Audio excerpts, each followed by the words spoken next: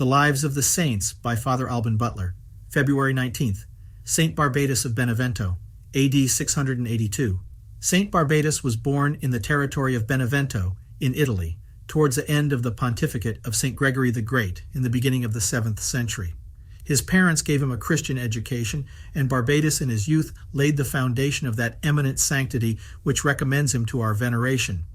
Devout meditation on the Holy Scriptures was his chief entertainment, and the innocence, simplicity, and purity of his manners and extraordinary progress in all virtues qualified him for the service of the altar, to which he was assumed by taking holy orders as soon as the canons of the Church would allow it.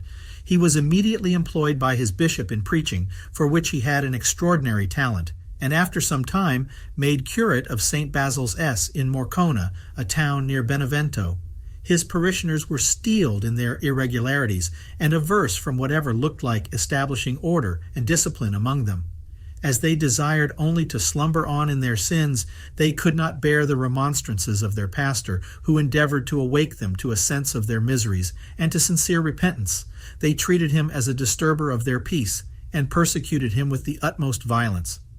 Finding their malice conquered by his patience and humility, and his character shining still more bright, they had recourse to slanders, in which, such was their virulence and success, that he was obliged to withdraw his charitable endeavors among them. By these fiery trials, God purified his heart from all earthly attachments and perfectly crucified it to the world. Barbatus returned to Benevento, where he was received with joy by those who were acquainted with his innocence and sanctity. The seed of Christianity had been first sown at Benevento by St. Potin, who is said to have been sent thither by St. Peter, and is looked upon as the first bishop of this see. We have no names of his successors till St. Januarius, by whom this church was exceedingly increased, and who was honored with the crown of martyrdom in 305. Totila the Goth laid the city of Benevento in ruins in 545. The Lombards, having possessed themselves of that country, repaired it, and King Otharis gave it to Zosian, a general among those invaders, with the title of a duchy, about the year 598, and his successors governed it, as sovereign dukes, for several ages. These Lombards were at that time chiefly Arians, but among them there remained many idolaters, and several at Benevento had embraced the Catholic faith, even before the death of St. Gregory the Great, with their Duke Aricius, a warm friend of that holy pope.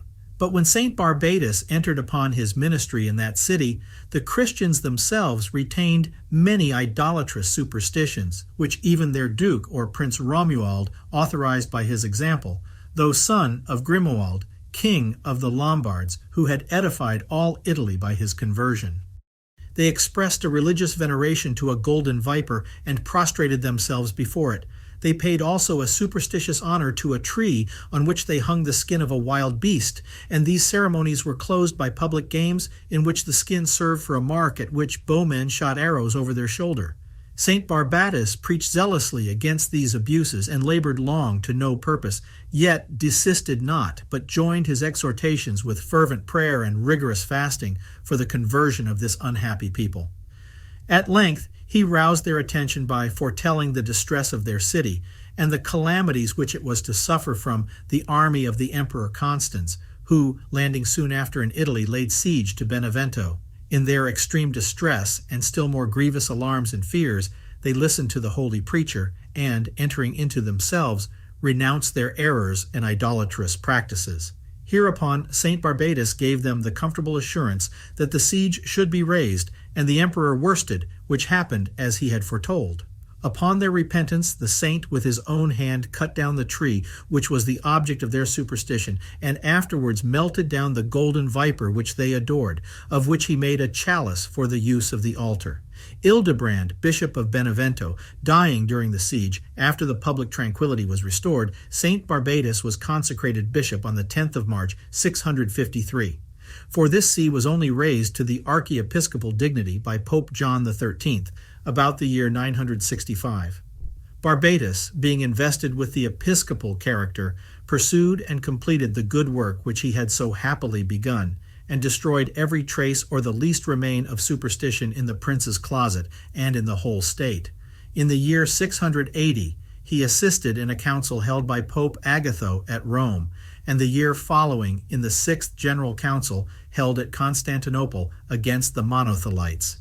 He did not long survive this great assembly, for he died on the 29th of February, 682, being about 70 years old, almost 19 of which he had spent in the episcopal chair. He is named in the Roman Martyrology and honored at Benevento among the chief patrons of that city. Many sinners are moved by alarming sensible dangers or calamities to enter into themselves, on whom the terrors of the divine judgment make very little impression. The reason can only be a supine neglect of serious reflection and a habit of considering them only transiently and as at a distance, for it is impossible for anyone who believes these great truths, if he takes a serious review of them and has them present to his mind, to remain insensible. Transient glances affect not a change of heart. Among the pretended conversions which sickness daily produces, very few bear the characters of sincerity, as appears by those who, after their recovery, live on in their former lukewarmness and disorders. St. Augustine, in a sermon which he made upon the news that Rome had been sacked by the barbarians, relates that not long before at Constantinople, upon the appearance of an unusual meteor, and a rumor of a pretended prediction that the city would be destroyed by fire from heaven, the inhabitants were seized with a panic fear. All began to do penance like Nineveh and Fide, with the emperor at their head, to a great distance from the city. After the term appointed for its pretended destruction was elapsed, they sent scouts to the city, which they had left quite empty, and, hearing that it was still standing, returned to it, and with their fears forgot their repentance and all their good resolutions. To prevent the danger of penitents imposing upon themselves by superficial conversions, St. Barbatus took all necessary precautions to improve their first dispositions to a sincere and perfect change of heart, and to cut off and remove all dangerous occasions of temptations.